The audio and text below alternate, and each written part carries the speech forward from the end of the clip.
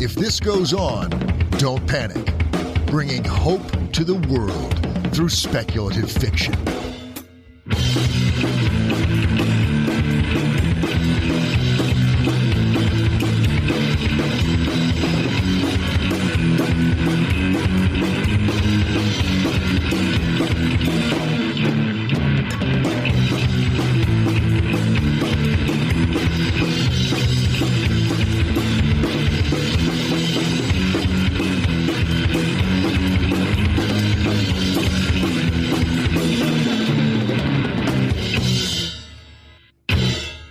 Hello and welcome to If This Goes On, Don't Panic. Today we have author and editor Douglas Gwilym. Diane, what's going on with you? It's been a while. It has been a while. Quite a lot has happened, actually. Good stuff, all of it. Oh, good. Yeah. Okay, so first, apologies today, guys. I just got over being sick. I have a lingering cough. I may mute occasionally to cough, and my voice may be dubious. That out of the way. I can't tell. You're fine. Okay, good. I'm glad to hear it. And actually, it sounds like you and our guest today are old buddies, so I might not have to do a lot of talking. Well, that's true. And we'll probably talk about this when we get into the interview, but Douglas and I have known each other for, we've decided, over 20 years, and we're just going to leave it vague. Fair enough. At that point. Fair enough. That's really cool. That's good. It makes it easy to maintain the conversation then. We're going to have a good time. Oh, yeah. We've had many adventures before either of us were even involved in publishing stuff at all. So awesome. Yeah. Awesome. Yeah. It's been interesting times. To finish answering your question, I've recently gotten into bullet journaling as a tool for getting my shit together and mental health. So it's good for the ADHD thing and it's good for mental health. And I'm doing a regular stream on that once a week now and getting pretty involved with the community. So if that's something that interests you, you can check it out. Right. The other thing is, this is an interesting thing that happened. I've been saving it for today to tell you about it, right? So, okay. Yeah. Okay. So I don't normally get a lot of direct interaction with our listeners because you're the one who manages all of our email and social media and, stuff like that. Right? God help me. Yes. God help you. Yes. But, but somebody reached out to me, right? There is a guy who runs a channel called Burn Enough on YouTube, which is all about military science fiction. Awesome. And he does book reviews and movie reviews and stuff like that. And he mentioned us in his news of military fiction for my column in particular. Awesome. Right? Which he gave us a lot of positive words about. And I'd like to say some positive words about his channel because I subscribed.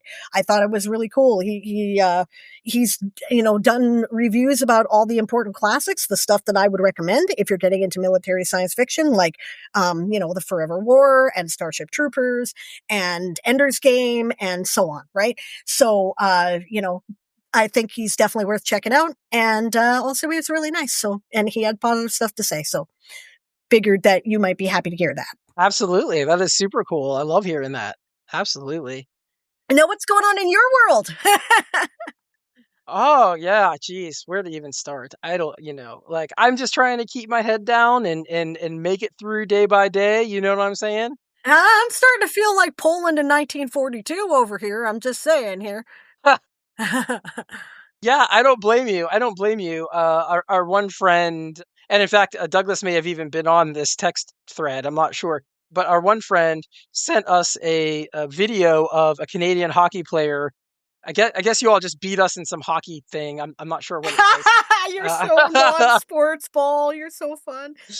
I know. Okay. And I even like hockey. Hockey is the sport that I enjoy the most. But. So I'll explain it. What happened was the NHL got together and they did this thing instead of their all-star game, which they normally do, which is like a couple of teams and nobody really gives a fuck about, right? Nobody cares, right? It's just all the big scoring guys, they play each other, which is kind of fun. Instead of that, this year what they did was the Four Nations tournament, right? Okay. And so it was, they made a Canadian team and a United States team and a Finnish team and a Swedish team, right? And all the hockey players are actually from those nations. This is primarily where we get our NHL talent from, is those four countries, right?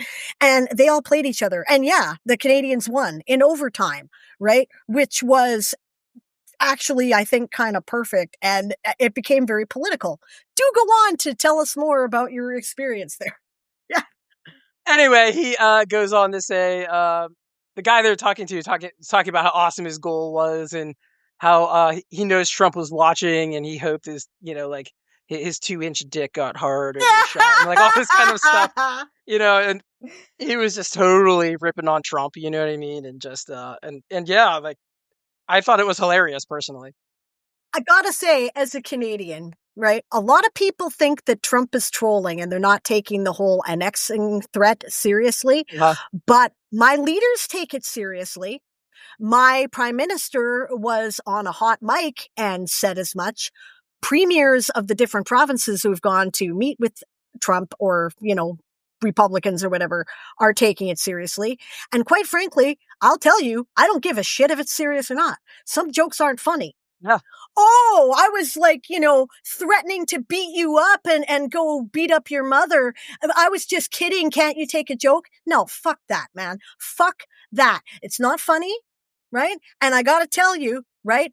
For those of you out there, I'm feeling my Canadian nationalism pretty strong right now. And I can tell you that the United States would indeed definitely beat us in a stand-up fight. We cannot compare to your numbers or your military. But I have to say, that's a prize you don't want. You think the Troubles were bad? You have not seen insurrection yet. I'll remind you that the Geneva Convention is a list of shit Canadians are not allowed to do anymore. Wow. Grandmothers will be cooking napalm in the bathtub. You think I'm kidding? You watch. I did not know that about the Geneva Convention, actually. So that's interesting to know that. Okay. Yeah, a lot of the rules of the Geneva Convention were made up because Canadians did them in war and people went, that was just above the pale. Do not do that. Right? And Canadians were like, what? You made us fight. We're really polite and we're really nice and we try to get along with everybody. So if you make us fight, it's kind of like my philosophy. I'm 5 feet tall. I'm almost 50. I'm a woman, right? Right? Culturally, there's some things about that I don't necessarily agree with it. But the fact is, if you're intending to fight me, if you've put me in a physical fight, you deserve anything you get. Because clearly you're intending to pick on a victim, right? And you're intending to cause harm, right? Sure. So Canadians feel like that, right? You make us fight, we'll do everything we can. You don't want that fight. You don't want that fight. I don't blame you because when bullies joke around like that, they're just seeing how far they can push things, right? Like that's what he's doing. Exactly. And I'm here to tell you right now that Canada is going to have none of it. We hate nothing more than a bully. Yeah. You do not want that fight. Yeah. I think the whole thing's stupid and Trump is stupid. So, and most Americans agree with you, apparently. So there you go. Yes. Yes. Yep. I think so. Right. Anyway. Well, okay, with all of that. We can't help it. We do politics here too. So sorry about that, guys. Anyway. Yeah. And if you're a Trump supporter and you're listening to this podcast, I don't even know what to tell you because I guess you haven't been listening very closely. So 2 years ago, or 4 years ago, something like that, at a hockey game, right? The mic failed in the middle of the Star Spangled Banner in Montreal, right? French Canada. Okay. Everybody got up and finished the national anthem. Here we are. And you may have heard on the news that Canadians have been booing the American national anthem. That is the switch, guys. I have heard that. We're not amused here. I have heard that. Yeah. Okay. No, don't blame you at all. I don't think most Americans are really amused by it either. I don't think they are. Every American I have talked to personally is like, what the actual fuck? So pretty much. Like I like Toronto's the nearest city to me in Canada, and I think Toronto's pretty rad actually. So I like Canada. I like hockey. Like I like Canadian things. I'm all for it. So it's so weird. Every war you guys have been in since World War II, if you asked us to come, we came. Okay, right? We're your number one supporters in NATO. We're your number one trading partner, right? I realize Trump's been going on about we're not doing our share. Look, you guys count your VA benefits towards your military budget. We don't. You might want to reframe that a little bit. So yeah, no, we are yeah, and we've been we feel pretty betrayed over here. Fair enough. Fair enough. I totally agree with you. Now that I've got you fired up, are you ready for our guest? Yeah, let's do it. Let's do it and have a much more positive conversation with your friend. You're gonna come at him now. Be nice to Douglas. Be nice. I am not. Douglas doesn't deserve my wrath. I'm not mad at Douglas. We're going to have a good time. All right, we will be right back with Douglas Gwilym. And we are back. Bram Stoker Award nominated author and editor Douglas Gwilym has been known to compose a weird fiction rock opera or two. I have a copy of one here somewhere. That's awesome. It is awesome. It is awesome. I have seen performances of it, and I have a paper copy here somewhere abouts in this office. We're going to have to know more. I want to talk about that. That's great. Okay. Yeah. His short story, Poppy's Poppy, was a finalist for a Stoker in 2023. Year 6, that's a story, it's in quotes, is on Ellen Datlow's recommended reading list for Best Horror 14. With Shirley Jackson nominee Ken McGregor, he edits The Midnight Zone, the first edition Novus Monstrum, a collection of never-before-seen monsters, featuring greats and new talent in strange, dark fiction. He reads classics of the proto-weird on YouTube, appears on a variety of podcasts and web shows, and has been guest staff at Alpha Young Writers Workshop. His short fiction has been featured in Shoreline of Infinity, Lamplight, Lucent Dreaming, Dark Horses, Shelter of Daylight, Tales from the Moonlit Path, Penumbric, Creepy Podcast, and Tales to Terrify, and his novels are lurking around the next corner. Welcome, Douglas. Hey, Alan, Diane. Hi. Great to be here. Yes. Nice to meet you. Yeah, thanks for that intro. I threw a lot at you there. Yeah. No worries. No worries. Now, the listeners won't know this, but I got stuck on one part like 5 times for some reason, and my brain just couldn't process alpha for some reason. So The magic of digital editing will save you, but now you've fessed up. ADHD is a hell of a drug. Yes. I do fess up for these things from time to time, but sometimes I end up leaving them in. So no, it's probably not that one then. Well, so like I don't even know. Oh, go ahead. No, I was going to say one thing I'm very like. Okay, so clearly Douglas is one of the movers and shakers in the modern horror fiction scene. You know, everybody I think has heard of The Midnight Zone, right? So that's kind of cool, right? Tell me more about this rock opera though, because I wrote part of a rock opera at one point. It was a fan fiction thing, and I want to hear more about this. Tell me about it. Nice, Diane. You're a musician as well? Yes. That's cool. Yeah, well, one of the ways that our paths have been intertangled, me and Alan, is music over the years. Oh yeah. Sweet. Big time. I play bass and sing. Generally, that's my main thing, but I do a lot of recording where I play everything. And I just, my band was having kind of a quiet time, and I've been doing a lot of writing of fiction, and this thing just came to me, this vision for this rock opera. I have referred to it as a tale of psychic apocalypse. Sweet. And it's called Bonnie Wipes It All Clean. And we performed it around the city here. We got the band back together and performed it around the city a few times. And there was libretto printed. We called it libretto. And I think Alan has a copy of that, you said. I haven't seen that in a while. I do. I'll have to see again. I do. I'd have to dig around to see where it is. I know I have it because it's like one of those things where every now and then you're like going through some of your old stuff and you're like, oh yeah. Yep. You know what I mean? Like it's in one of those piles somewhere. The deep archive. So by the name, the term psychic apocalypse, and by the title, Bonnie Wipes It All Clean, I take it this is like a Carrie story, and you know, she goes and like blows shit up, basically.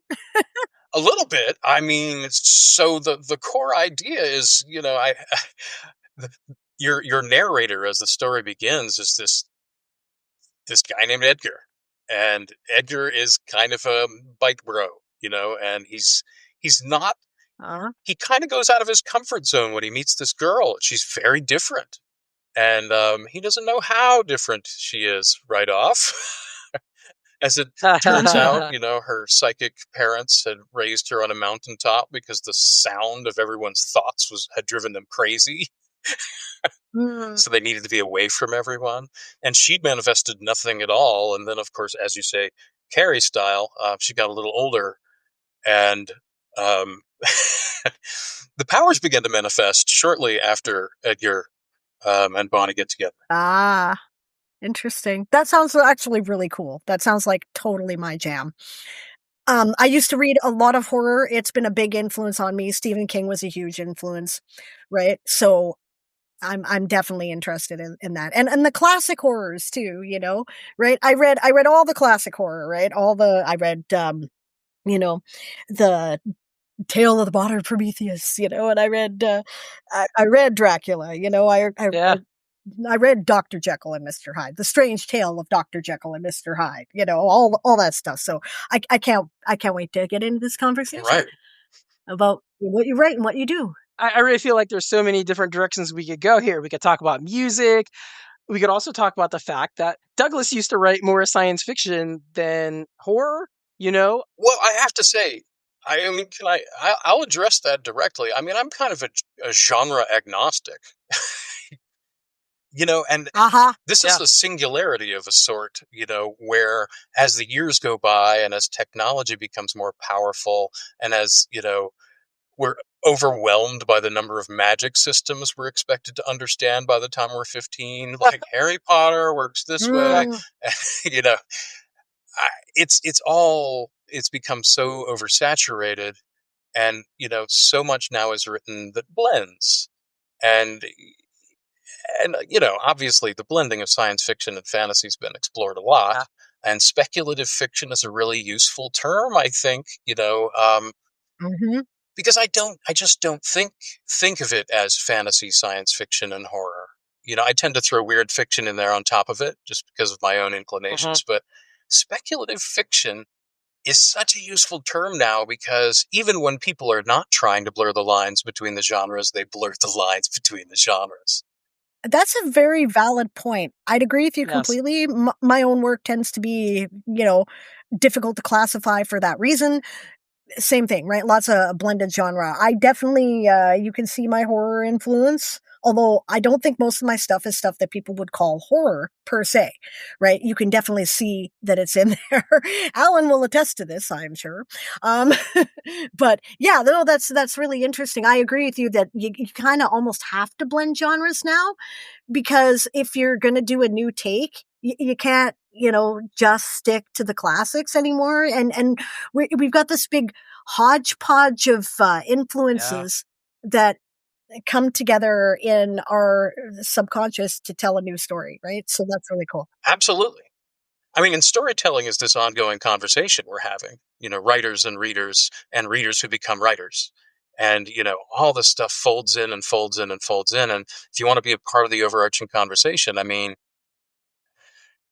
where there are some pure fantasy fans and some pure science fiction fans and some pure horror fans, but I don't think they make up the majority. I think, I realized a few years ago what I love is fidelity to the human experience, like realistic psychology, like how do human beings react in really extreme circumstances, in bizarre circumstances, in circumstances that are not actually possible, for instance, some of the science fiction and fantasy scenarios and horror scenarios.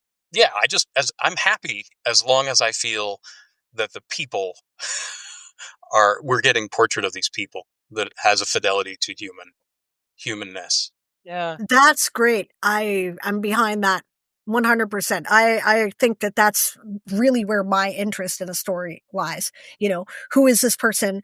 How are they reacting to this situation? Why are they reacting this way? Yeah, that's what gets me listening. That's what gets me reading. That's what gets its hooks in me and keeps me reading, is I care about this character and how they weather what's happening to them. I think it's interesting to hear that, because I don't know if I just think of myself as like, okay, well, I get, maybe this is more of like an ADHD quality. Okay, I've read some science fiction. I'm kind of ready to move on to like fantasy or horror now for a little bit. And then I read that. And I feel like there's always different ways for me into a story. Character is definitely 100% Yeah. a way in, you know what I mean? If I find the characters fascinating or interesting, or I'm curious how they're going to get through this situation, you know, I also like idea stories to some degree, where it's just like, okay, where is this idea going to go? You know what I mean? Sometimes there's just fun stories that are just like, there's this, you know, the character's not super deep or Yeah. anything, but the stuff happening, the plot is fun. You know what I mean? Right. And I could World just, building can be interesting. Like, what is this world? How does it work that way? You know, a problem that needs to be solved can be Yeah. a good way to get into the story. But for me, I tend to, a character tends to be the easiest and the best for me in general. Not to say that other forms don't exist, but that is the one I tend to gravitate towards. Mhm.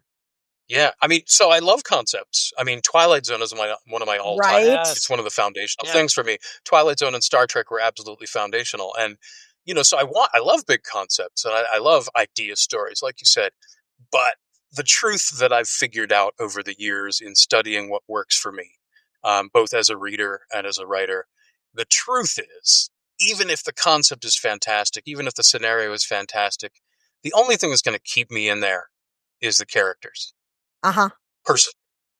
Do you feel like horror tropes do something with the characters that kind of keep you more focused in that area? Now, I know you said that you're agnostic, but a lot of the work that you've done recently would be, you know, would probably be defined as more horror leaning, right? Well, I'm king of tangents, I'll admit, but I feel like I have to address something as quickly as possible. Sure. Yeah, I mean, so I belong to this wonderful organization called the Horror Writers Association, and it's an international organization, and we have a local branch here in Pittsburgh that's really active and has all these wonderful folks involved in it. And when I got involved, you know, I kind of said, well, I'm not really a horror writer per se. And what I was told was, yeah, we hear that a lot. Yep. We are an umbrella organization for writers of anything, any dark fiction, dark fantasy, dark science fiction, traditional horror, weird fiction, and all the subgenres. You know, it's a very welcoming organization. May have to look this up and join it. Anyway, go on. So the moment you're in an organization that has horror in the name, you know, then you're navigating that. And even though they said that, and even though it was true, and I'm surrounded by wonderful people who blur those boundaries like crazy, and who do wonderful things that are interesting and engaging to me. You know, the stuff I love is not. I get why tropes exist, and I'd love to create some things that stand the test of time as tropes. I'd love to create something that sticks with people so much that they want to tell more stories about that thing, because it feels so real and it gets us so deep and is so human. But generally, I try to avoid the existing tropes because I'm bored out of my mind by the repetition of them. Mhm. In fantasy, in science fiction, and in horror. I get, you know, I want to see new things. I don't, it doesn't take that much to mix it up, you know, to pull out an element, put another in, and take something in a different direction. And I'm you know, I'm not interested personally in writing another vampire story the way vampire stories have been written, for instance. Yeah. So that's not how I approach things. I don't approach, but yes, you're absolutely right. My collection of short stories, They Take Our Best and Other Weird Tales, which I'm marketing right now, trying to find a home for. Nice. The blurbs that I got from wonderful folks, you know, like Joe R. Lansdale and Gwendolyn Keist, and just there's a nice list of them. I keep this posted on my wall because it makes me feel very good every time I look at it. But you know, I pulled from some people who are more strictly horror authors, and they describe the work, you know, from that angle, but also some fantasy and some science fiction authors. And so it's really interesting to see.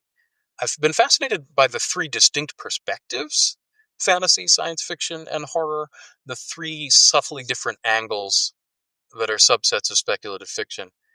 And, you know, I got very involved with it when I was editing an anthology called Triangulation for 4 years. Because that's the core idea of triangulation, is that we're going to take a theme and we're going to ask writers to create something that fits the theme well, and we're going to take equal parts fantasy, science fiction, and horror stories to include together in one collection. Love it. Man, that was so much fun to see those 3 different perspectives and those 3 filters. And if I had not been genre agnostic at that time, immersing myself in that and seeing those different voices as amazing artists coming at one problem from distinctly different directions, I'd be agnostic now.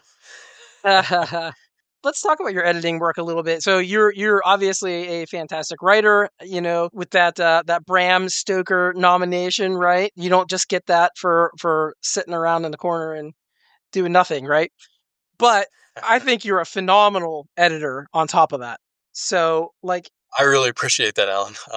I enjoy it. What I always find myself saying when somebody says, "Oh, I've gotten off the stage and I've been singing," and like, "Oh, it was really great." And I just look at them and I say what I really mean is, and that is, yeah, I had a lot of fun. Yeah. I'm a really firm believer that people get into doing something creative and they convince themselves that it's something different from what they do every day. Like, I'm going to stop using my real voice because I'm writing now. Yeah. And they also get in their heads that it's very deadly serious. And this is such a serious topic, and it's so important that I convey it well. Yeah. That, look, I can be called out for this and I'll survive. I just don't believe in good writing that didn't have some joy in it, no matter how dark the topic is. 100% behind you. If you are not having fun, what is even the point? Yes. I think that's so interesting to hear you say that. One of the questions I was going to have for you is, as an editor, what do you look for in a successful story? And so I think that's part of my answer. Like, how do I want to phrase this? How do you see that joy in somebody's writing? Yeah, that's good. Well, you do know it when you see it because you're having fun yourself. And it's infectious. When somebody has written something, setting aside what pain they harnessed, because that's like catharsis is very real and very useful. And, dark fiction gets at some serious things, and all these genres do. Yeah. But if you were tortured writing it, if the writing process itself was tortured, I mean, usually it tortures the reader. Uh-huh. And, conversely, if you had fun writing a thing, the fun will translate. The fun will out, even if it's a memoir, as I recently published, of a very dark time in my childhood. I tend to think you write something dark, if there's not some humor in it and some humanity, I lose interest very quickly. And you need that release. You need some of the fun in the midst of the darkness. I agree.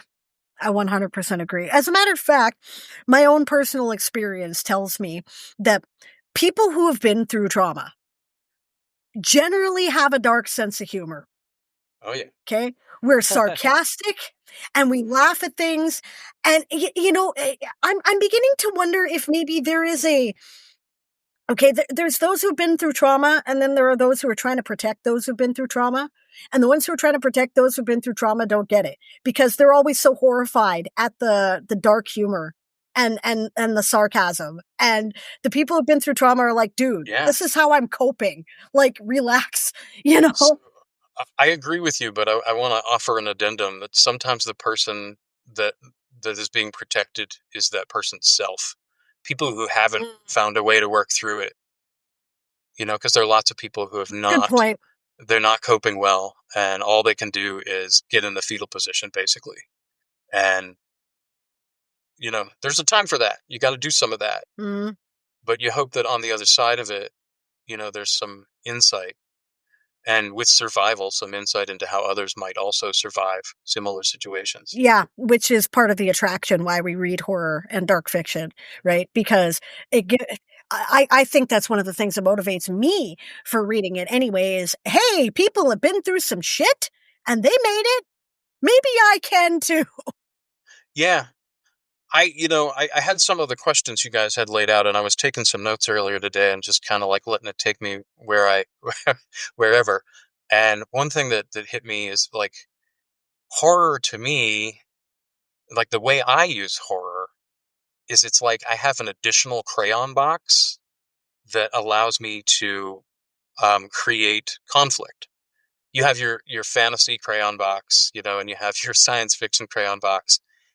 But when you add horror, when you add that extremity of situation, it's in extreme situations that human character comes out. Yes. And I spent most of my years trying to be a writer, not thinking of myself as a horror writer, because where I started was science fiction and fantasy. Where I started very specifically was the original Star Trek. Mm-hmm. And when I was in 4th grade, my uncle Dan, call out, gave me the Rankin Bass Hobbit record, which had all the music and a lot of the voice acting of the Rankin Bass Hobbit movie. And that was my exposure in like 3rd grade to the Hobbit, and I fell in love with it. And then I came to visit him the following summer in North Carolina, and he handed the Hobbit to me. Uh-huh. And I stopped having vacation then. We were doing things like deep sea fishing on this beautiful boat that he built with his own hands in the ocean. And you were busy I couldn't reading, take my eyes off of the Hobbit. Yeah. And then like the next day I said, I finished it. It's amazing. And he handed me the Fellowship of the Ring. Uh-huh. And a little while later, I closed the Fellowship of the Ring, and I just had this moment. I mean, sure, this is normal in 4th graders, but I had this moment where I thought, like, this, like, relatively dusty old British college professor has given me this thing, has given me this gift. Uh-huh. If there's any way in my life I can find to give that gift to other people, like, that'll be a life. I get it. I really do. Yeah. And I'd argue actually that one of the things that Tolkien did best was use that third crayon, right? And it's something that, people who are only acquainted with the movies, right, may not really get. Like, there is awful stuff that happens. And, Frodo and Bilbo are both pushed to the absolute limit of their capabilities, right?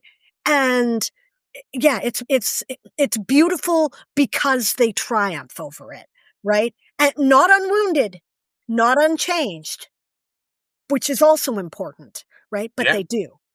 Yeah. Something I scratched down here. I said, well, my first loves were the original Star Trek and the Lord of the Rings. What I loved most was Star Trek's monsters, murder, and mayhem. Yes. Mad, destructive gods and terrible transformations.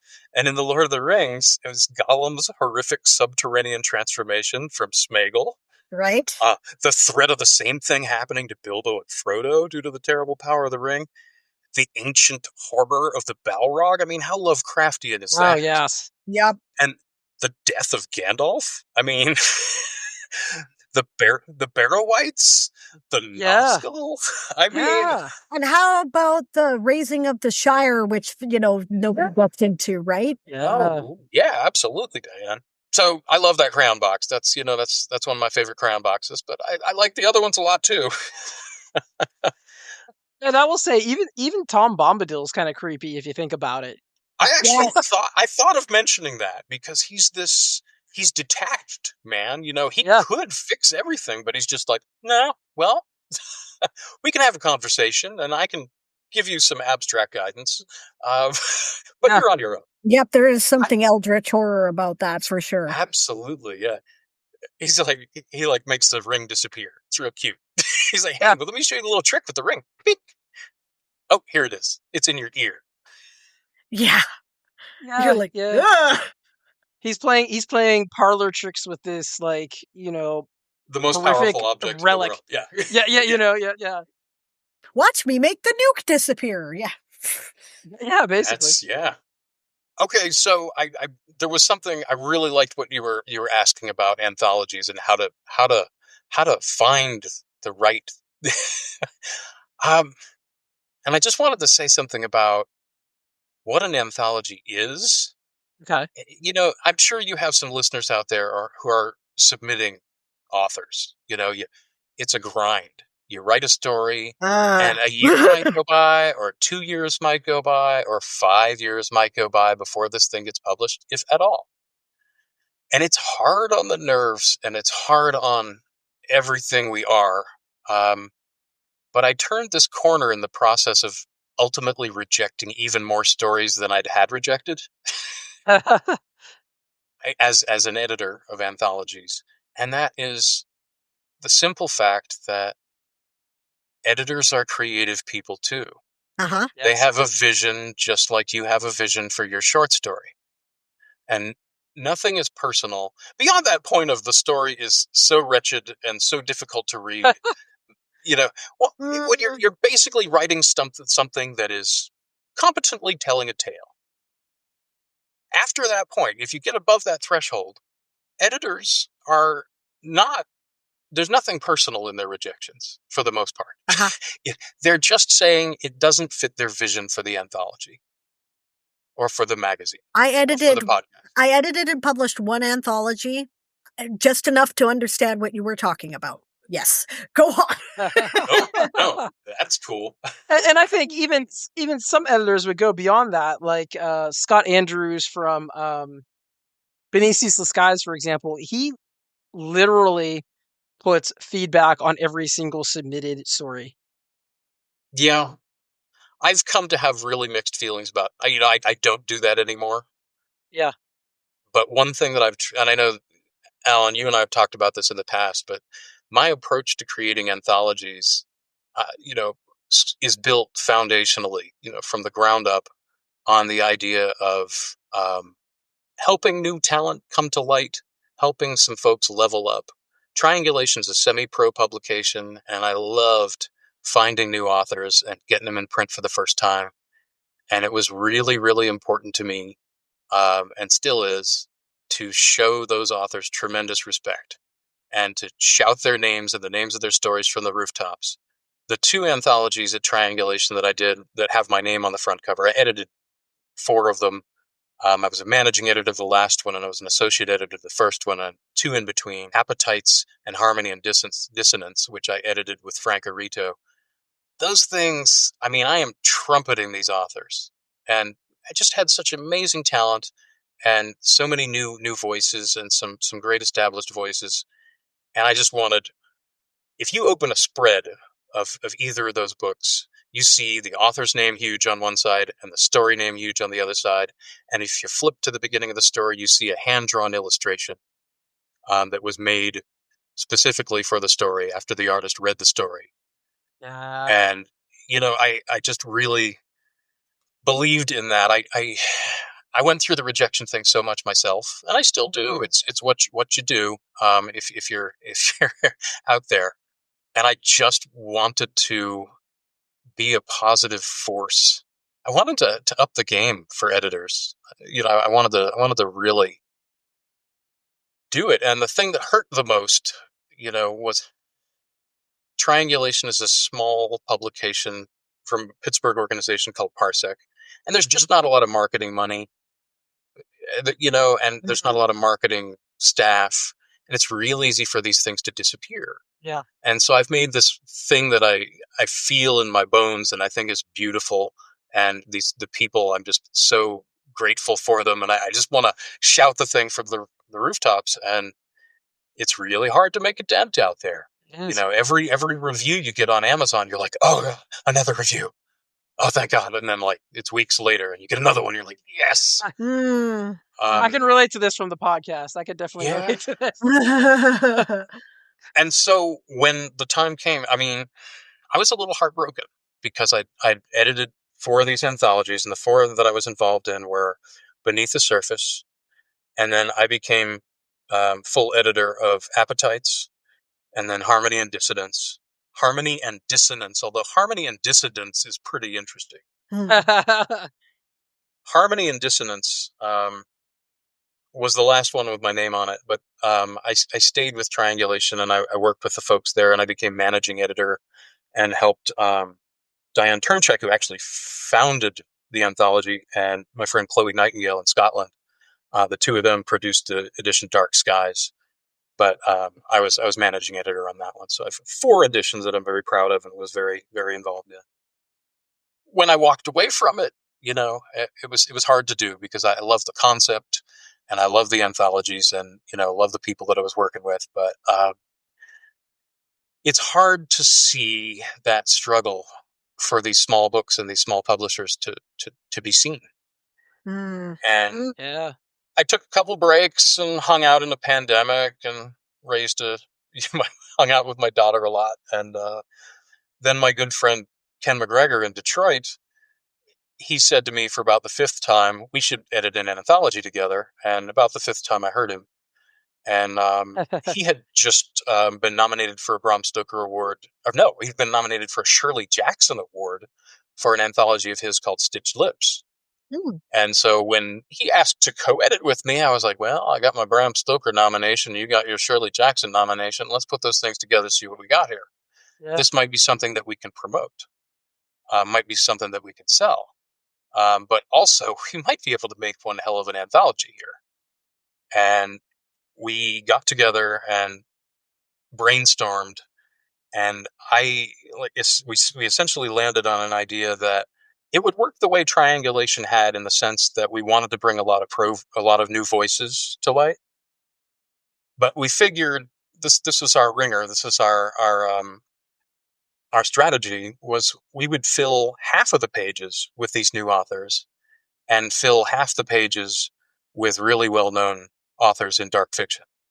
You have to do that. You have to do it. This is something that I understood, right? If you don't put names on the cover that people have heard of, nobody's going to buy it. And your opportunity to show off and give these new authors a platform ain't going to work. Yep. Right? You have to do it. I get it. Yeah. Good plan. There's some very big names in here. I got it open right now to the table of contents. Like Ramsey Campbell. Dang, dude. That. Well, I should say the story that Ramsey Campbell wrote for us, The Assembled, was picked up by Ellen Datlaw's Best Horror of the Year, not only as a recommendation, but she reprinted it. And nice. His name is at the top of the front cover of this year's Best Horror. So wow. Yes, exactly. Gemma Files. I mean, awesome writer. Gemma's a badass. Is it Gemma? I've never heard her name pronounced before. Okay. Gwendolyn Keist. Joe Lansdale. Jonathan Mayberry. Gabino Iglesias? Yeah, I got Gabino. Lucy Snyder. Jeffrey Thomas, who I loved for the Punktown series, which is a dark sci-fi series, which needs more attention. It's fantastic stuff. And Gabby Triana. So we had, what do we have? We had 8 big names. Yeah. No, 9 big names. Yeah. I have to say, so you approach somebody and you say, would you write something on this theme for us? And they're busy and they're in demand, and they say yes. And it's such an incredible honor and such a cool thing to get to work with them and to it was amazing to work with these guys, and their stories are tremendous, and some real eye poppers. And this is not like a part of the thing. We went to market it, and we marketed it as horror. And a lot of these people are known for horror, but at the same time, these, almost to a one, these 9 folks are genre blending types too. Yeah. Just like me. And so it winds up being this weird, dark, psychedelic adventure into what a monster is and what a monster can be. And I'm so proud of Novus Monstrum. And it's, you always love the latest thing the most, I think. Or you should. Yeah. And if you don't, then you're doing it wrong, because you're heading in the wrong direction, right, Diane? Yeah. I just want to shout out these folks, so you're a newbie and you're sending to an anthology like this, and that these big names are going to be in it, and so you send your best. And we we watch the stories come in. It's like, oh, 600 stories. Oh, 700 stories. Oh, 800 stories. And it's so they kept coming. And when you have that many stories, oh, it's so wonderful because you can really craft a thing. Yeah. And, you really can make a thing match the vision that you had in mind. And so, it's really exciting. And I indulge me. I want to just quickly shout out the names of these folks: Joshua Bartolome, Amanda M. Blake, Matt Brandenburg, R.A. Busby, Marco Coltrera, E.C. Dorgan, Douglas Ford, Sarah Hans, Jamie Lackey, Donna J.W. Monroe, Frank Arito, Tim Puricini, and Chris Sears. You guys are superstars. The stuff that you pulled out, the stuff that you laid down for this, blows my mind every time I look at it. Jamie Lackey's a good writer. I was in an anthology with her at one point. Yeah. Yeah, she's another awesome Pittsburgh badass. Jamie's awesome. We've had her on here before. We She's have been on here almost exactly a year ago, actually. I think a little over a year ago. Yeah. And so Rachel Busby, R.A. Busby, who wrote the story Catfish for Novus Monstrum, when the Bram Stoker Award final ballot came down. Yeah. Rachel's story, a story of Rachel's this year, is on the final ballot. Nice. And she's not, she's new and up and coming, and, like many of us should have, she has a life that is not strictly, she doesn't get so caught up in the business of being a writer and the networking of being a writer. She just spends her time writing really good stories. Yeah. And more of that, please. And so I reached out to her and she had no idea. So I got to be the one to break it that's so funny. Like, hey, Rachel, you might want to know about this. And so that was really an exciting thing to have. Awesome. Cool. Like I said, I love these folks. I love these writers. And I mean, I got to just say, I don't know of a better sampler of amazing new talent that's out there than what Ken McGregor and I put together here. Novus Monstrum is, like I said, sometimes you get to do something that blows your mind. No, and there's so many good stories in here, and having read, God, I don't know, hundreds of anthologies probably at this point. I mean, there's always a story or two where you're like, meh, that one just didn't connect with me. But I honestly think I enjoyed every single story in here. No lie. I'm so glad, man. I have to say, my favorite is probably Frank Arito's. Yeah, okay, I got to read the title to the story because it's just hilarious. The title is "God Damn You to Hell, John Glenn." That's the name of the. Which that is so Frank. I mean, subtitled "With apologies to the estate of John Glenn." Yes. Yeah. No. Yeah. I'm down. I want to know now. That's great. All right. So look, Frankie's a good friend. And, if you want, I'm opening the doors wide to the anthology process today. One day only. Arito and I, you may recall that, as if people are cross-referencing these things, he and I co-edited 2 of the Triangulation editions together. And he's a dear old friend. He and I came up together writing.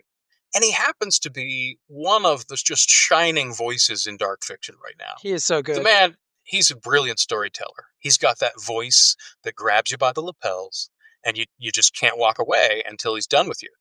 And he takes you strange places, and he makes you laugh, and he makes you squirm, and it's everything. And so let me tell you what happens when somebody who's an idealist like myself has a friend send a story in to their anthology. I was ready with my no. It's like, I don't want to be that guy who loads an anthology with his buddies. That's right. Yeah. Yep. If you're my friend and you send something to me and I'm doing something like that, you're going to have a harder time. Yeah. Exactly. And some editors, I'm not going to throw shade today, but some editors will have themselves in their anthologies, and they'll have their best friends in their anthologies, and that's fine for you. But I'm not going to do that. That is not how I'm wired. And so when Frank started sending me stories, I was just like, no. Like, he got rejections like, bam. No, sorry, man. You're going to have to do better than that. Nope. No, sorry. Not happening. And the real motivation was this. I love the idea of having some ability to motivate my friend to up his game. Yeah. I got really excited. I was like, if he delivers on this, he's going to send me a story that's going to just tear me apart and put me back together wrong. And that's going to be just exactly what this anthology needs. Yeah. I rejected him, and then I rejected him. And then he sent me a story I couldn't say no to, and that's Goddamn You to Hell, John Glenn.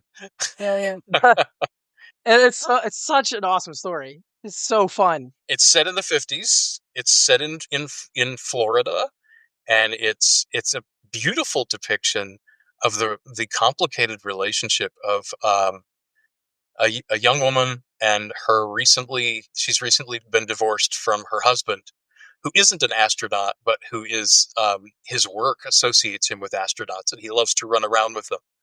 And some infidelity related to him hanging out with astronauts was involved in the end of their relationship. But, as the curtain raises on this story, I mean, we're seeing the relationship between this woman, her ex-husband, and their son.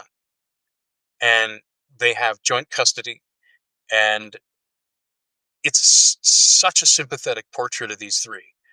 They've found a way to survive, and they have very real tension, but they know how to deal with each other, and it's just such a beautiful depiction of that. And then, of course, I mean, as happens, the the titular John Glenn hands the kid's father sea monkeys that have, and if you know what, do or do not know what sea monkeys are, I mean, brine shrimp that were packaged as pets in the 60s, 70s, and 80s. These sea monkeys have been to space and back, and the scientists have declared that there's nothing wrong with them. They're fine. And then John Glenn gives them away to children as space monkeys. They're sea monkeys that have been in space. I mean, hilarity ensues. Yeah, and horror. The sea monkeys get larger and larger and go through some changes, and it becomes this amazing action tale about this young woman who has to save her neighborhood. Do not talk about don't say anything about the neighbors, because when I read the part about her going into the neighbor's house, I was like, oh my God. It's a beautiful story. It's just so funny. It's so funny. It's dark and hilarious and and very satisfying. Like, the man knows how to land the plane at the end of the journey. And they don't all know how to do that. First of all, let me say I really appreciate that this is about monsters, right? Because I think monsters are one of those things that kind of attract everybody to horror, like when you're a kid. You know what I mean? Like that's what. Of course. Okay, so I can even use my one son as an example. We've been reading Goosebumps, right? Because he's like the perfect age for that, right? Oh yeah. We finished one with the ghosts in it, and he was like, meh. Because I always ask him when we're done with the Goosebumps, like, well, how did that one compare to the other ones? I was like, why meh? I thought it was pretty good. There's no monsters in it. It was just a ghost. He was like, he was so disappointed. And I was like, but ghosts are scary. He's like, yeah, but I like monsters. You know what I mean? And I feel like we were all that kid once, like we're all like, oh, just a weird monster thing. I want to know about the weird monster thing, right? So did that figure into why you started this series of anthologies with monsters, or like why monsters? Man, when you're looking for a theme, one that pops and that'll draw the right sorts of people in to create something that you personally enjoy. Yeah. I mean, so the way this theme was created is McGregor and I were texting back and forth, like, what's the theme going to be? And me in Pittsburgh and him in Detroit. And I said, all right, so what if we set a timer for 5 minutes and we each filled a journal page of just everything we can think of as themes? And when you do that, I mean, and Novus Monstrum, it just said original monsters, never before seen monsters setting aside the tropes, and that was the whole idea. I mean, we both just instantly, it resonated with both of us. But as far as like why it resonates, I mean, there's lots of ways you can look at this. I understand, and I'm sensitive to communities who worry about the idea of monsters, but I mean, we're all monsters. And to me, like, my definition of monsters is tied to like the word monstrous. Like, creatures of chaos and agency, right? Is what I wrote in my margin here when I was like, how do I answer the question, what are monsters? We're these unpredictable packets of reality. We're like fizzing and banging and assuming shapes, and then we lose the shapes again, and we're just like, we're all capable of monstrosity. We all have fuses that are lit and ready to pop, right? Yeah. I can't speak to why we all so many people seem to love monsters, but that gets it for me. Yeah. And that informs some of, how I made my recommendations and my decisions in the process of creating a table of contents for this. We really tried to have a broad definition of what monsters were. We tried to play with what the definition was. Yes. And I think it's really interesting because you were just talking about ghost versus monsters, right? Yeah. And I have that same feeling of like, oh, it's just a ghost.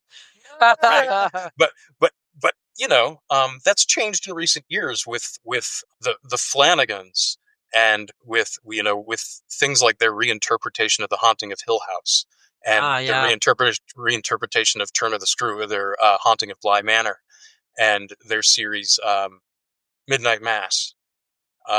Those three series, that does so much with ghost stories, that I had not thought to do, especially Haunting of Hill House, the way they handle that. That was so good. I really like your definition there, creatures of chaos and agency, right? Because I was thinking about that question too. What defines a monster for me? And for me, a monster is a creature who has its own motivations, right? Yeah. But you don't understand why it's doing what it's doing. And it clearly has no empathy for you. Right? Right.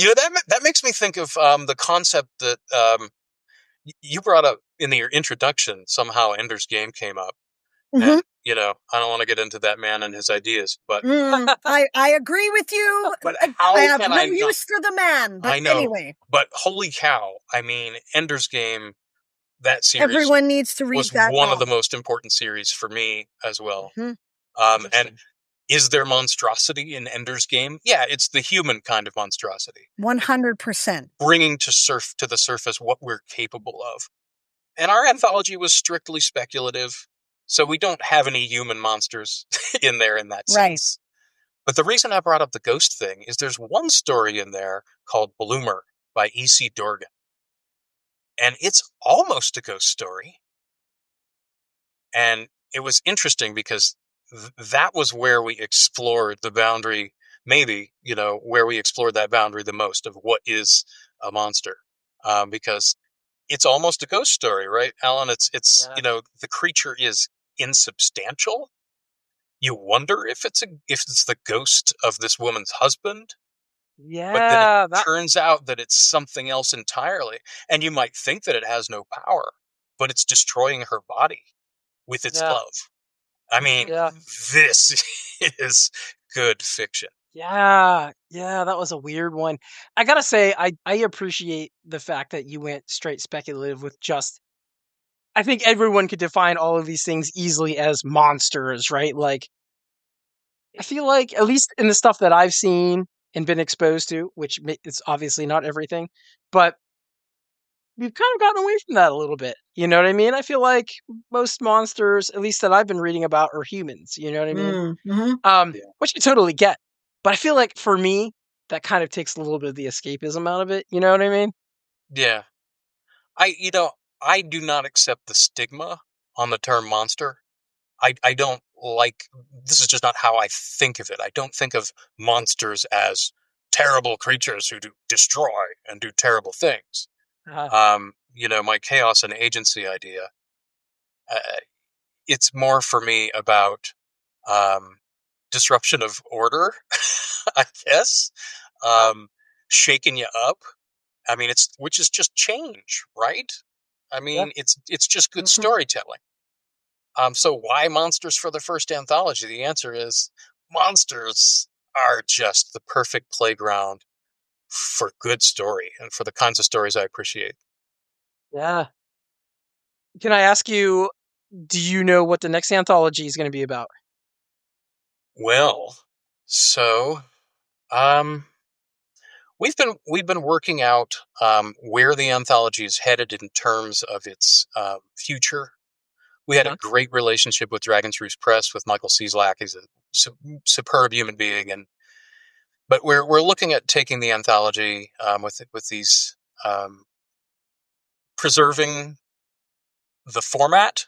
Mm-hmm. 50% big names and 50% new folks. So the new edition, fits the formula that we created. We have not selected where it's going to reside in terms of publisher, and we've not selected our authors yet, though we have a beautiful wish list. New authors, not the same as the previous edition. Yeah. The thing that we have settled on is the theme. We want to call it Strange Roads. We played with a lot of themes that were too parallel to Novus Monstrum. Do we now try to collect non-traditional ghost stories, or do we try to collect like weird fiction that sets Lovecraft aside and tries to find something new in the cosmic? We explored these different ideas, but the thing that we liked about the Strange Roads idea is I've always been fascinated with a story that plays out geographically as well as in terms of stakes and story. And I just have not seen enough of that. It's the little kid in me, who loved reading Voyage of the Dawn Treader and seeing what was in the next island that they arrived at. It's the kid who adored The Stand and, watched as these people worked their way across a geographical. It's the Lord of the Rings. I love a journey. It's so, not to trot out Port Campbell, but a literal journey, like literal monsters, I just think is full of a lot of story potential. And we're not going to be trope heavy, even if we don't talk about it. We really want to reward folks who are going deep with the invention and creating worlds, because we all have worlds in us. And, I'm greedy and I want you to give me your world. You said Strange Roads and I'm getting excited about it. So, you've hit. I love that idea, honestly, because I could just see so many. It almost feels like I'm getting like the X-Files buzz here a little bit. Like something weird happening, you have to go to it, investigate it, or you're on the road, and I'm loving this. I'm loving it. Yeah. Yeah. So emphasis on the weird is, not a radical departure from Novus Monstrum, though we didn't really frame it that way. You don't always know what you're doing. So I edited all those anthologies for Triangulation, and they were supposed to be equal parts science fiction, horror, and fantasy. And to my thinking, they were. And I can make the argument that they were. But I also looked back and had some people point this out to me a little bit. I also looked back and I realized that I had made anthologies that were equal parts weird fantasy, weird science fiction, and weird horror. Because that's who I am, and that's what I like.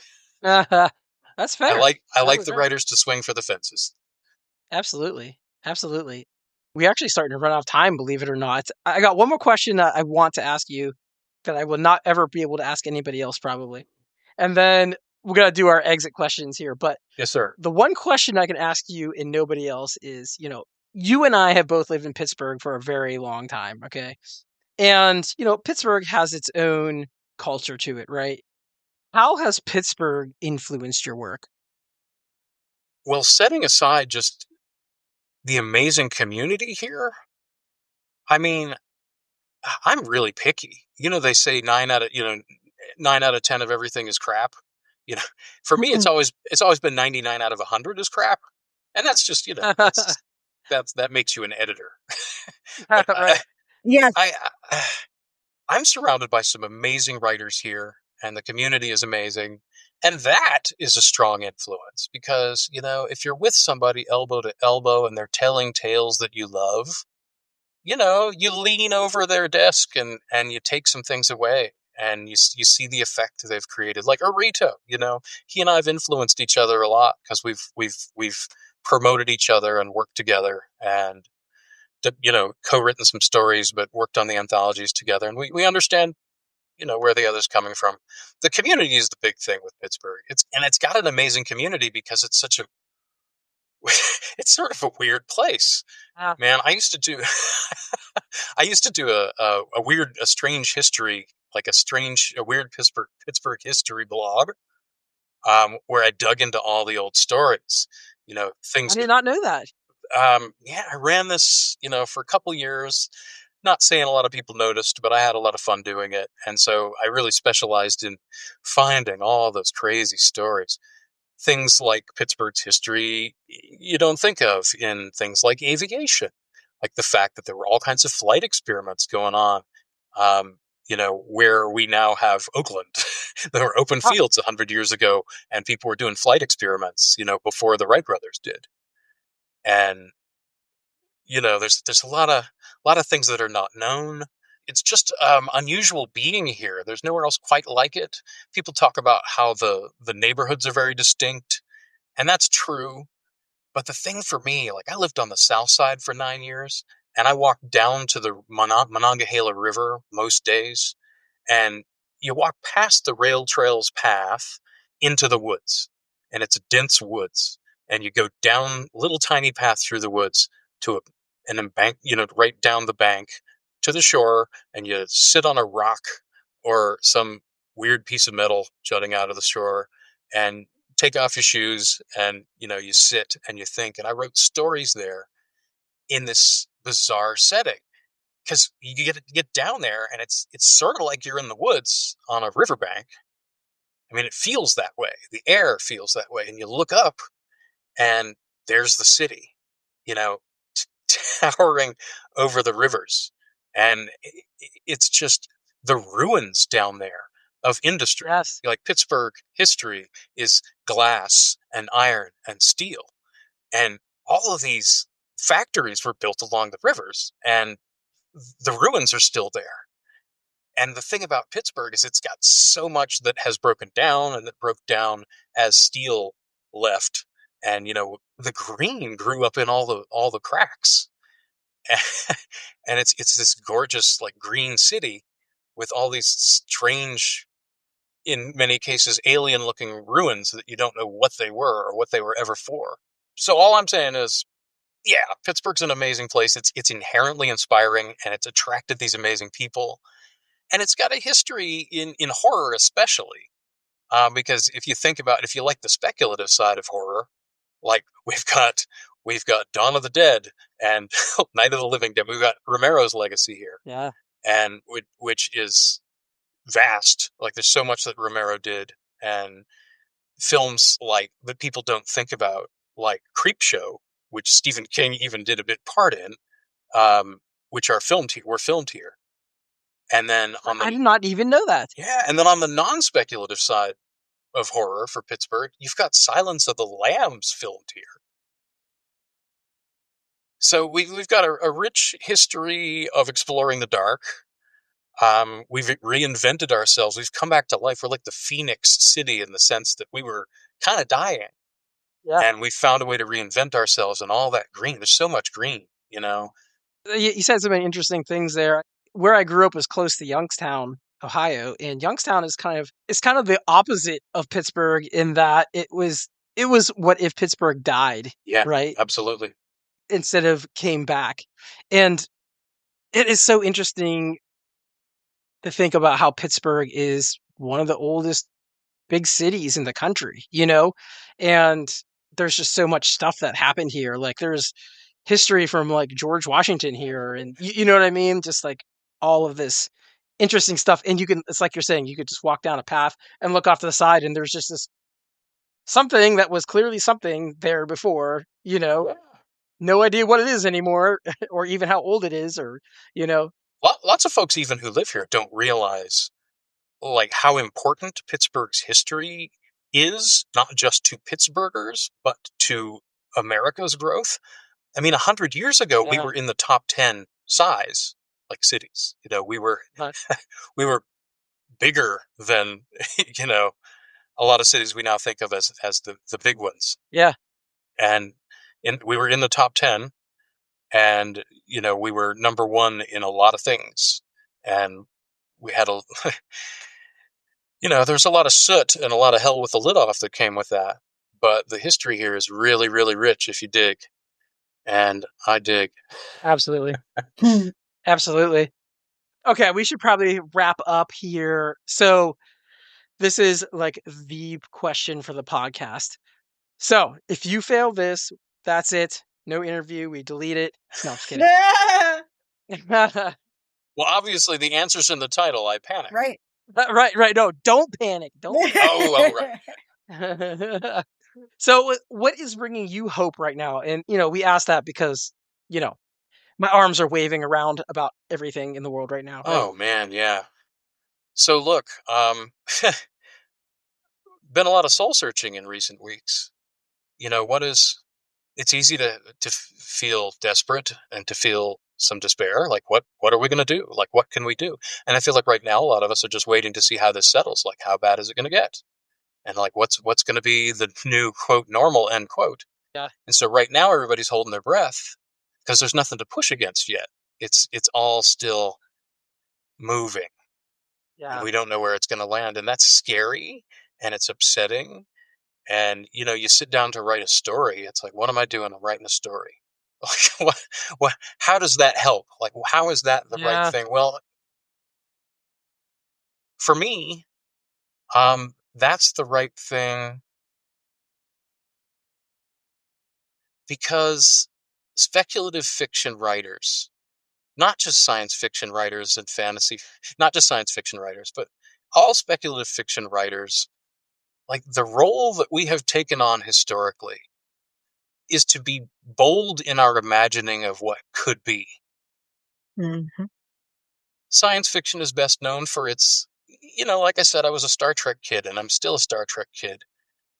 It's vision of hope, like how things could be good someday. But the thing to me that I find I can do, that I want to do, that I have a passion for doing, this goes back to what I said about depicting people with fidelity. I think one of the best things we can do is depict, in the midst of whatever else is happening in the story, things can be blowing up, monsters can be eating you, but I think it's important to depict how we could act, to depict how institutions that may not seem like they're ever going to work again could work, to depict how we can be good to each other. Because we can, and right now that's more important than ever. And so when I write a character, I don't, call me a horror author. I respect that. I love a lot of people who are more normal horror authors in that sense and who cleave more to the tradition. But to me, my works always have hope. They're always filled with, I want to depict friendships. I want to depict relationships. I want to show us at our best because I think it's important.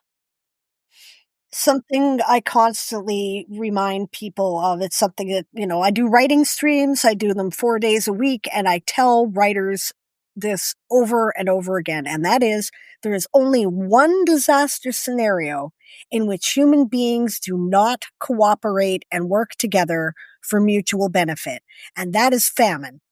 Anything else is people band together. The data proves it over and over again. Yeah. This crazy, I don't know, I call it libertarian jerk-off fantasies, which is probably offensive. But, that works. Like, the one lone man has to defend everybody against the evil of other men. Yeah. And no, people aren't like that. People don't act like that in disasters. People pool their resources, work together, put aside their differences, and try to survive collectively. It is my opinion that this is the thing that makes us where we are on the food chain on the planet. Not our intelligence. Yeah. Not our opposable thumbs. Our ability to cooperate. Yeah. That fits really neatly with what I always say along those lines, and that is communication. The ability to learn from other people's mistakes rather than just our own. Yes. A good point. We have an opportunity right now, guys, right? Politically, things are looking like a very destructive pattern. And it's a pattern that should be familiar to a lot of people who study history. It's certainly familiar to me.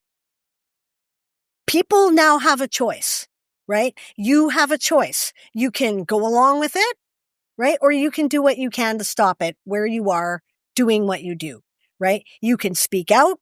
You can work with your neighbors. You can refuse to cooperate with things that are immoral or illegal. Absolutely. 100%. Yes. I All know right. you're trying to wrap up. Yeah. We're trying. Can I sneak a tiny thing in that? So Yeah. so my family and I just finished watching, just caught up. We just watched Stranger Things again. Cool. Okay. And one of the most wonderful things, I mean, the first thing most people think about is, it's monsters and the upside down and, horrific things and children in peril. But the reason people love that one, I mean, is the friendships. It's all these different permutations of friendship. All they combine and recombine these characters. And the characters are lovable and quirky and a little off. And then every combination is explored. And you get to see how friendships work. Like friendships that work. Friendships where person A does not betray person B in a way that is irreconcilable. Yeah. People who are there for each other. People who, are pulling for each other. And as in the fourth season, of that show, there are 3 different major locations. There's a group of kids in California, and there's a group of kids in Indiana, and there's adults who are in Russia. And all 3 of these parties, you're seeing them working toward a common goal, and they're all sort of trying to find their way back to each other. And that satisfying moment in the end, when they all are looking across the yard at each other again, and they go to each other, and those embraces, like all the permutations, like you see, it's this beautiful moment. And the show is full of those beautiful moments. Is it a horror show? Kinda. Is it a kid's show? I don't know. It's a complicated thing that they've created. And I really felt they showed their hand with that. And they showed their hand with this other wonderful thing that happens in the final season. And that is a disaster has happened. This massive, what the scientists are calling an earthquake, has hit the town of Hawkins, Indiana. And a lot of people have been killed and they've lost their homes. And this amazing service that the Duffer Brothers did was they showed what it looks like when a community comes together. Yeah. In real tragedies, in earthquakes and in hurricanes and in devastation that we've experienced in this country with greater frequency in recent years. When these things happen, in Hawkins, in fictional Hawkins, they take over the high school and people flood the place to help and to be there for each other and to see what their neighbor needs and to bring, bring the stuff out of the attic that they're not using, and they depict, a little bit of what we need to be doing. Check on your neighbor, see what they need. Love that. I love that. Thank you. What do you have coming out soon that people need to know about? You mentioned way back that you had recently published something about yourself. I haven't often done that. Where's that at? Yeah, okay, so there's Cemetery Dance is very solid and storied publisher. Yes. And they put out some amazing things, and they put out a nonfiction collection a few months ago called You're Not Alone in the Dark. And they asked me to write a piece for it. And what I pitched to them, and you'll be amazed at how this dovetails, what I pitched to them was, anytime, on the rare occasion when someone asks me what it was like growing up in northwestern Pennsylvania, I tell them it was exactly like Stranger Things, but with different monsters. Neat. And scary. Yeah. And I'm sorry to hear that. Yeah. It was one of the deepest it hurt me. I had to really relive some bad stuff. Middle school stuff, ugly stuff. I hear ya. And it was, it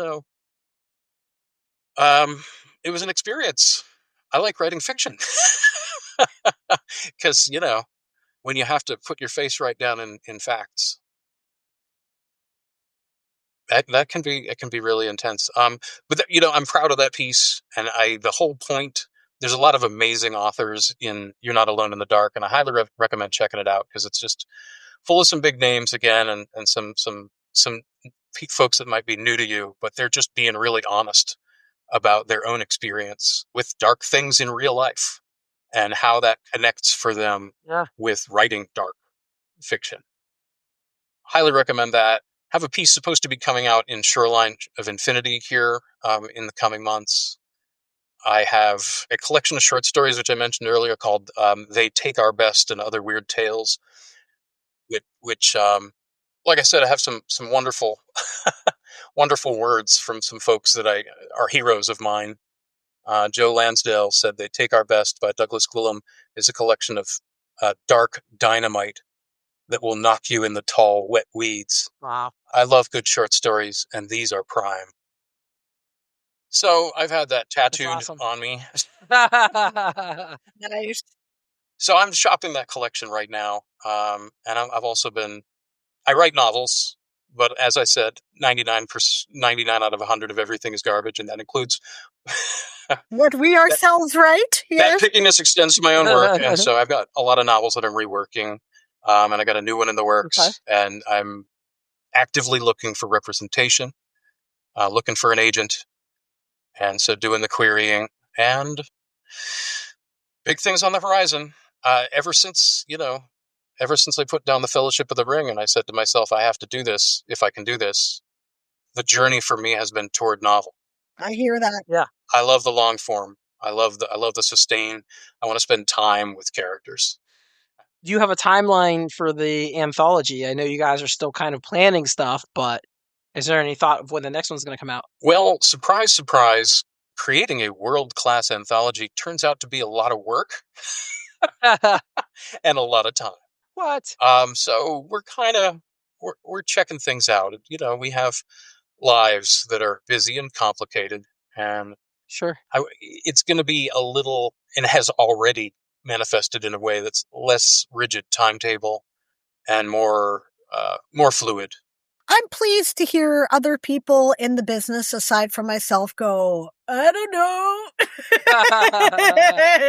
That's pretty cool. Well, I'm willfully not knowing. Fair enough. I mean, I could set one, but it's just like, yeah, you know what? It's a massive undertaking to do it right. Yeah. And we want to do it right.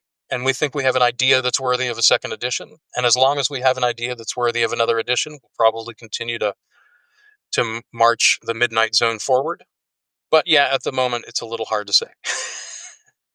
Fair enough. Well, I mean, what would you say? 600 plus stories that you guys had to read through? Oh no, it was much closer to 1,000. Oh, yeah, I'm sure. Yeah, that's a lot. I have no doubt of that. Yes. Yeah, a lot of work. Yes. Well, I'm going to harken back to something that you said at the beginning of the show before we even started recording, which is to say you made an observation that sometimes the people who write the darkest stories are the nicest of people. Oh, yeah. I mean, I have genuinely, I agree with you, and I have found that myself, and it has been a pleasure to meet you, sir. It's been great meeting you, Diane. I mean, Alan will attest to, like, coming from the musical background that we do. I mean, there's nobody nicer in the world than metalheads. That's true. Right? Like, you might look at them and go, I'm going to stand over here, but have a conversation with a metalhead today. They're teddy bears. They're the sweetest, nicest people in the whole world, except possibly horror writers. I say this as someone whose history includes goth rock and metal. Metal musicians are awesome. Yes. All right. So now the three of us have to go to a room somewhere and make music.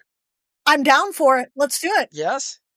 I do want to tell one very quick story real quick before we go, because you mentioned the metal and nice things. So StokerCon, when was that? 2 years ago? 2023? The Pittsburgh one? In Pittsburgh. Yeah. Yeah, it was 2 years ago. Yeah. 2023. Okay. So Douglas is there. I was there.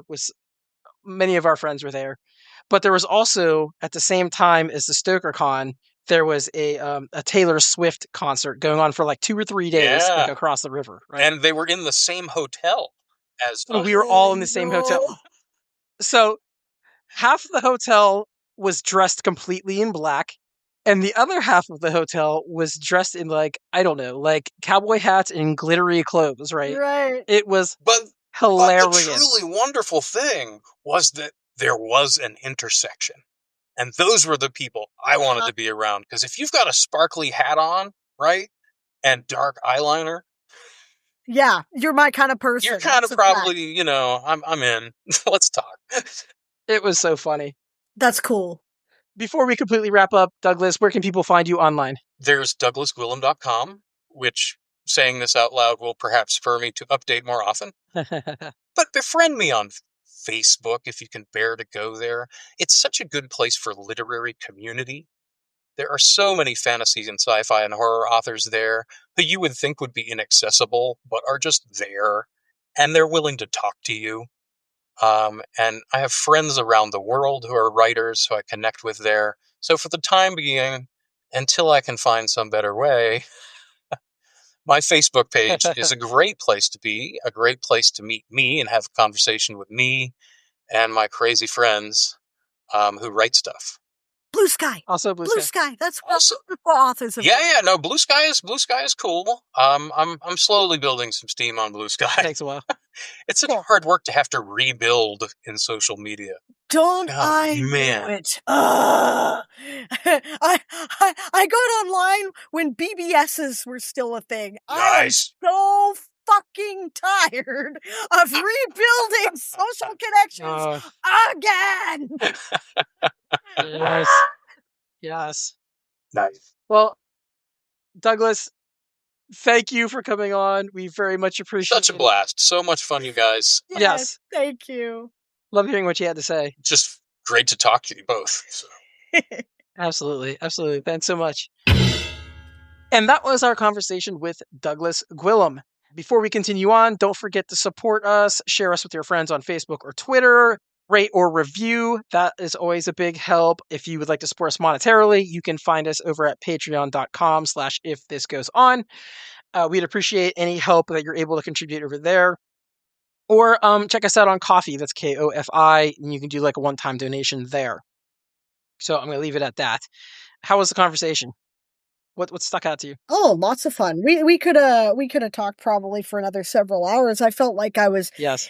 okay. When I go to a party, right? Uh-huh. Okay, regardless of what the party is, it's not my scene, Yeah. right? I'm always awkward. I'm good one-on-one, and I'm not so good with like big groups where, oh, what do you do? Oh, what are your kids doing? Bleh. Okay. So what I generally do is I go hide by the punch bowl or the buffet, and I go pin the other nerd to the same corner. Yes.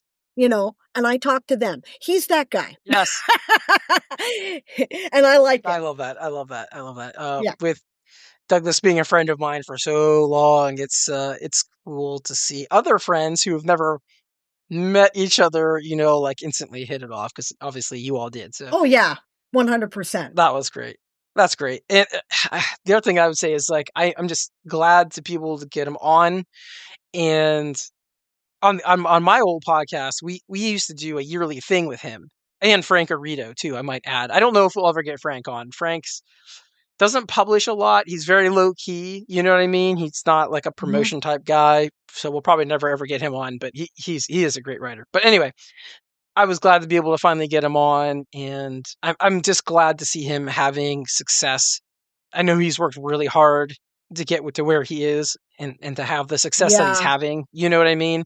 And I'm just, it's just so awesome to see if somebody you've known for so long. And he's obviously really got a passion for what he's doing, and his love shines through. I'm sure his work, his love shines through in his work too, because you can't fake that, Oh, no. And in fact, Poppy's Poppy, the one he was nominated for Bram Stoker for, I think you can find it for free online somewhere if you just look him up. I'm gonna. Let me see if I can find a spelling of his last name that's correct. Hang on, because I personally misspell his last name constantly so that our listeners can know what that is.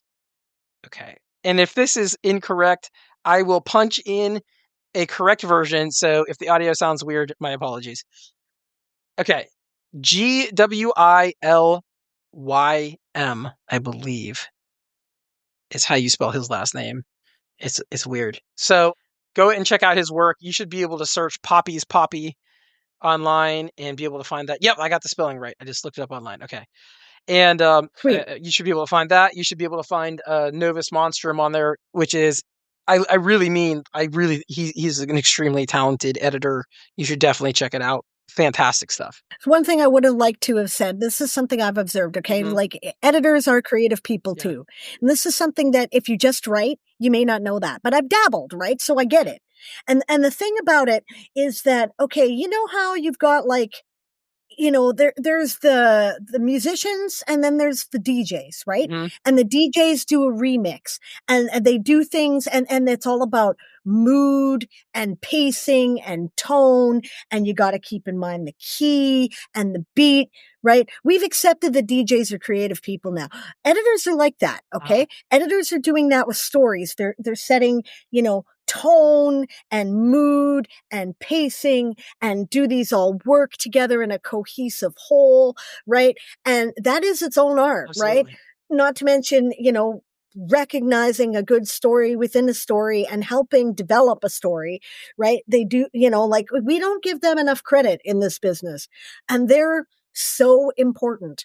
Until an editor has dealt with your work is not polished. And I don't give a shit how good of a writer you are. What? So you're saying Right? half of those Stephen King books should cut at least 100 pages. I agree 100%. Yes, actually. And you know what? He knows it too. If you talk to him, he'll tell Bet you he that. does. Right? You read his own observation. Yeah, of course. No, people, you know, yeah, absolutely. And every first draft is garbage. The question is it hot garbage that you can do something with? Then you start editing it, Right. and then you send it to an editor, and they fix it for you, right? And they polish your rock, and they make it into a diamond. That's what happens. And I would even venture to say podcasters are creative people too. But anyway, 100%. what are you reading right now? I am rereading the Aubrey Maturin novels. I haven't read them all. See, that's the thing. I collected the series and I was reading them in the order that I collected them. So I've read them out of sequence. Right now I'm reading them in sequence and I've forgotten what a damn good bunch of books these are. Right? Like, for those of you who don't know, Aubrey Maturin, it's not science fiction. It's, historical adventure. This is the novels upon which the movie Master and Commander was, You were reading those last time we Yeah, chatted. yeah. I'm on number 4 now, right? So working through there, okay. right? And I also recently reread Alice in Wonderland and Through the Looking Glass because I am doing a theme in my bullet journaling next month about the Mad March Hare. And part of that is a tongue-in-cheek joke, right? Because it's my 50th birthday is coming up this month. Okay. Big landmark. Yeah. You know? Yeah. And it was, you know, I'm March, right? And I was also born in the year of the rabbit, right? So I am the Mad March Hare, right? That makes sense to me. Makes sense to me, 100%. Like, no further explanation needed. Thank you. Yep, we'll leave it there. But yeah, so I reread the books so I could look for, you know, quotes that I thought were relevant or, you know, refamiliarize myself with the story. And, you know, I think those get better every time I read them. Like, I'm not sure I really understood them as a kid. They're much more fun as an adult. Yeah. I've never read them at all. Well, what are you doing? Go to the Gutenberg Project and read them. I'm reading Moby Dick still. It's a long book. Cool. How are you enjoying Moby Dick? I loved Moby Dick. It's insane. It's completely insane. It is completely insane. It's completely insane. Yes. Like, I love what he's doing. I feel like he's so far ahead of the game. You know, he's just obviously was 100 or 150 years ahead of where novel writing was at that point, I think. You know what I mean? Yeah, that's probably not unfair at all. Yeah. Mm-hmm. That's my opinion. Now, I mean, like, is it all like amazing, perfect writing? No, not all the time, but I do like it. I'm enjoying it way more than I thought I would. And he's pretty funny, actually. There's like a whole chapter where he just talks shit on drawings of whales or pictures of whales, right? I'd forgotten about that. Yeah. Like literally, that is the chapter. And he's like, the gist of it is, oh, these artists did a terrible job, but you should see the scientists. Horrible, absolutely horrible. Like, it's just so funny. Right. It's so weird and just out of nowhere. But I'm also reading let's see, Dragons of Winter's Night by Margaret Weiss and Tracy Hickman, the second Dragonlance book. Got there with my kid. Ah, yeah, been a while since I read that one Yep. too. Yeah. I am very slowly reading a nonfiction book called Nasty, Brutish, and Short: Adventures in Philosophy with My Kids. It's kind of like giving like a high-level overview of different philosophical perspectives and using his kids as like kind of like a foil to explain things. You know what I mean? That's cool. It's also very humorous, I might add, especially if you're a parent. And then, this might give you a flashback. I am reading Wolfpack by Rem Wigmore. Do you remember interviewing Rem Wigmore? I do, actually. Yeah. Huh. Cool. Yeah, this was the second novel in that series.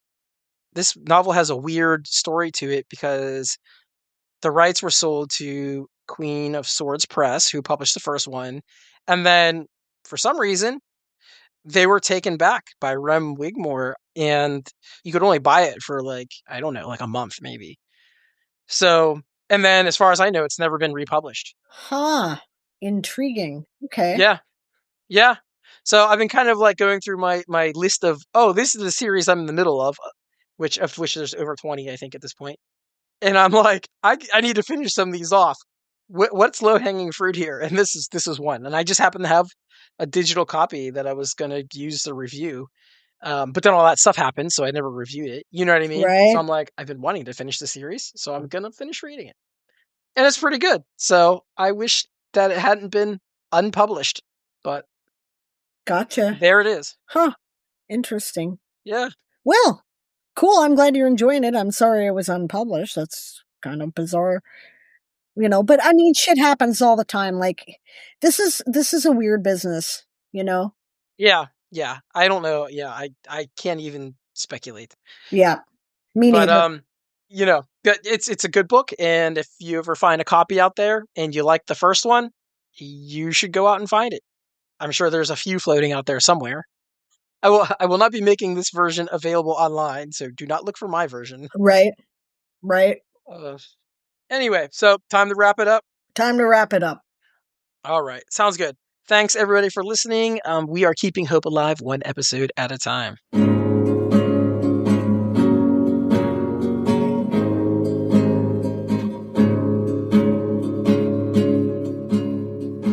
If This Goes On, Don't Panic is edited by and produced by Alan Bailey. Our theme music is by Father Flamethrower, additional music by Christopher Snydrosky, and outro music by Sable Aradia. Intro by Dave Robinson. A special thanks to our guest, Douglas Gwilym. Thanks again for supporting us, and we'll see you again soon.